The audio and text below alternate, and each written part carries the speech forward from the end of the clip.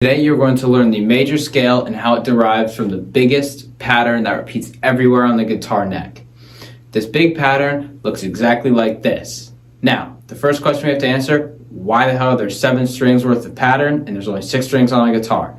The way you got to think about it is these are 7 different starting points for this pattern because the pattern just repeats. Like on our starting point is going to determine which emotion the mode/scale is going to give, and today we're going to focus on the primary one, which is the root position or the major scale.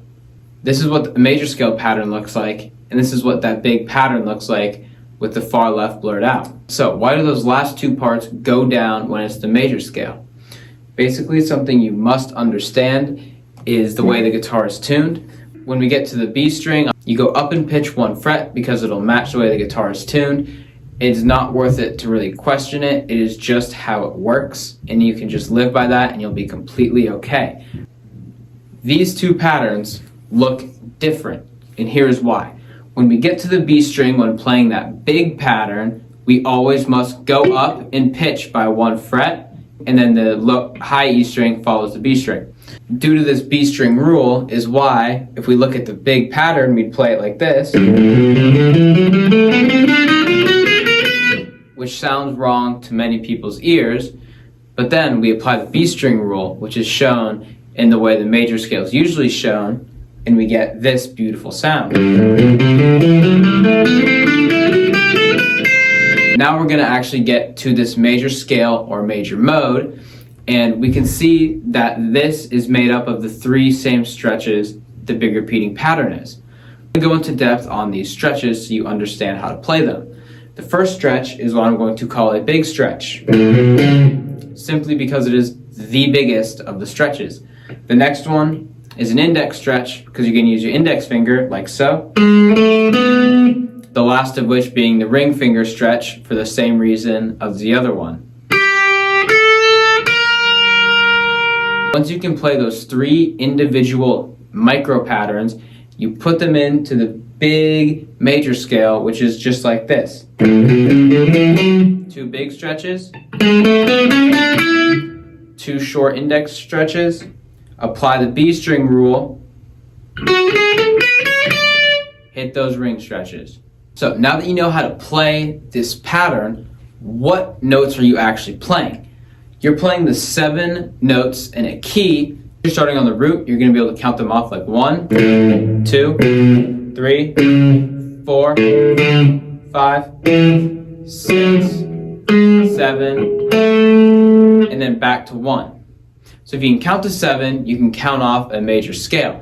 Now, why is it important that we know what number each note is? There are 2 answers to this question. The first one, each number technically has a slightly different emotion in each key, which is emphasized by chords. And the second reason why is because you need it to know what chords to play. In the previous video, we went over movable chords and how to put them into a major scale. To quickly review it, 1, 4, and 5 are major notes, while 2, 3, and 6 are minor notes. In the 7, you kind of just forget about it because it's diminished. The chord kind of sounds icky. Don't worry about it. Since 1, 4, and 5 are major, we then know we can play a major chord off of this note in the scale. And the opposite obviously applies for the minor notes like this. Now, another reason you need to learn to count off these numbers is to start applying functional harmony into your major scale.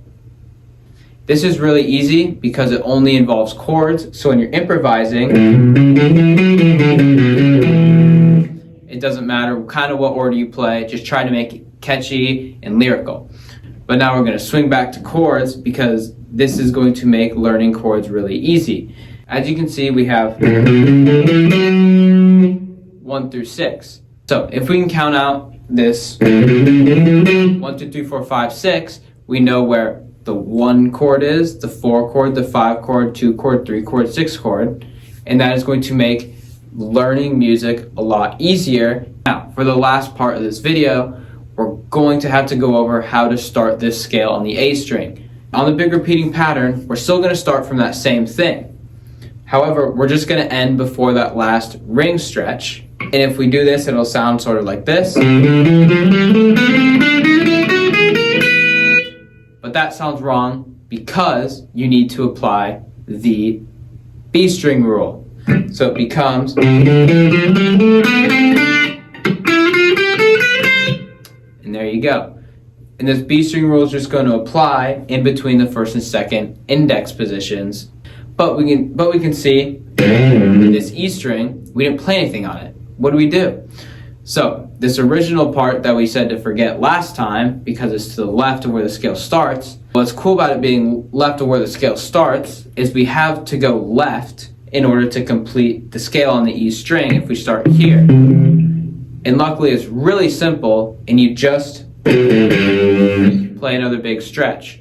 To quickly reanalyze how we learned 1, 2, 3, 4, 5, 6, 7 on this part, we're going to take it to the A string where the same thing applies as you count off that same 1, 2, 3, 4, 5, 6.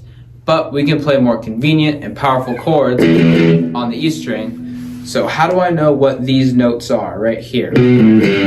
Well, I know that this is my 1, so if I go backwards, this must be my 7, 6, and 5. And a quick little pointer to help with your chords is your 4 is going to be that 1 fret gap distance away from your 5. So now that you understand how to start the major scale on 2 different strings and how to manipulate it, and you know how it gets manipulated by the rule of the B string, which I cannot stress enough. This big pattern will not work if you do not understand the B string rule. Now, of course, remember, don't focus all of your practice just on scales. Always remember to have fun playing the songs you love, because ultimately, actually picking up the damn guitar is going to do a hell of a lot more than learning scales 10 minutes a day. Anything you have left question-wise, comment-wise, leave it in the comments and give me feedback that'll help me improve this channel for you.